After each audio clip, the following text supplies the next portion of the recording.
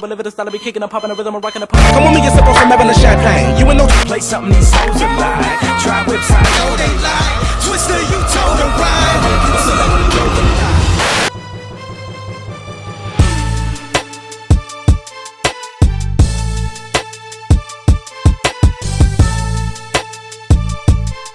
Okay, my name is Twista.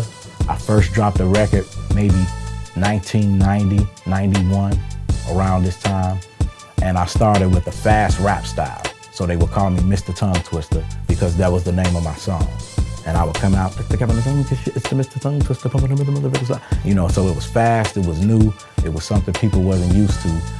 I just grew from there. Like I feel like I was early for my time, so they heard that song and I was able to move around and keep the buzz going for a minute. About 10 years later, when we get to the Po-Pimp era, when I got with Do or Die, and we started making records together, and that song came out, Po-Pimp, Do You Wanna Ride?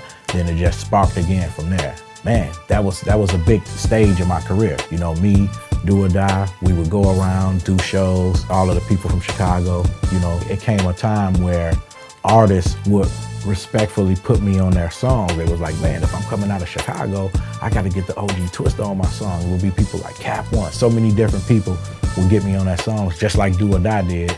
So now Kanye West would see me and like, man, I gotta get you on some songs.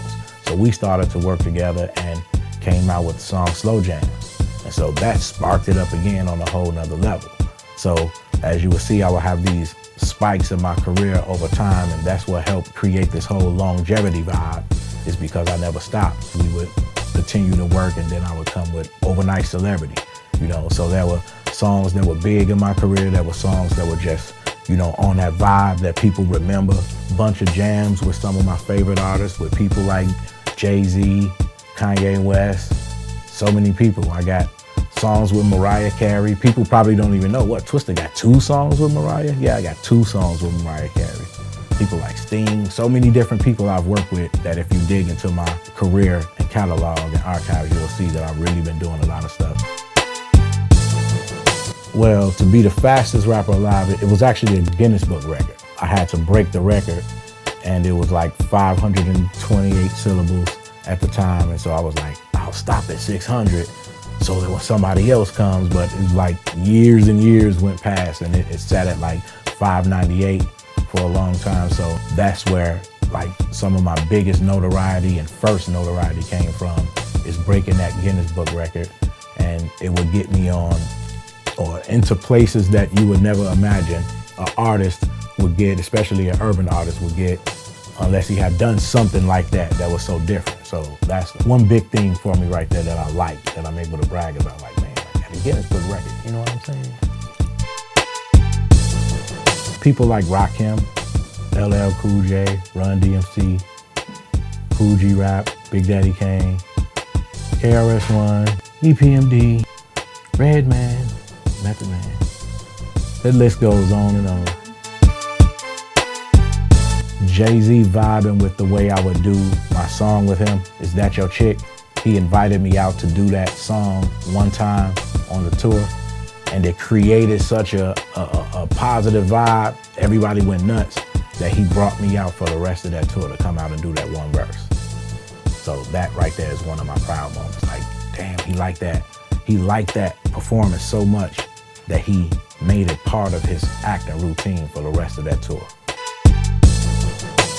Oh, I would go nuts to own anything of any artist that I'm a fan of. So soon as you say that, the very first thing that came to my mind is the jacket off Rakim's back when he was sitting on the car on the Paid in Full or Follow the Leader cover.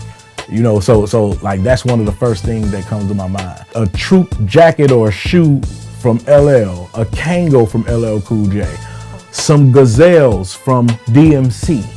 You know what I mean? An Adidas jacket from Run, a ring from Big Daddy Kane. Every artist you name, there's something that I could want from it. For me to own a piece of memorabilia from an artist, anyone, but specifically a rap artist that I'm a fan of, I would go nuts. Oh, I would create my whole museum. I would be, oh, that's big for me. That's something that I would go crazy for.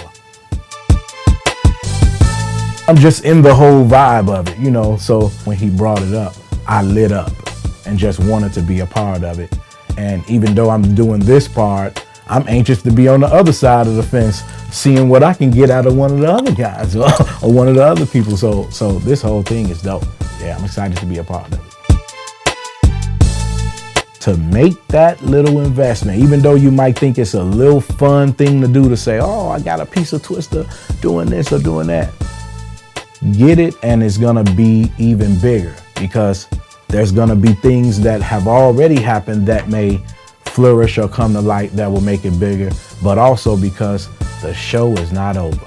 It is not over. I'm still out here nice and hungry as if I was like I was a shorty. So I'm gonna keep making noise, keep doing some stuff, and you're gonna look up and one of them little pieces you got are suddenly gonna be, and I'm not gonna have to be gone for it to happen. I'm gonna still be here and I'm gonna do something to make that piece you got way more valuable to you or to somebody else than it is once I do it.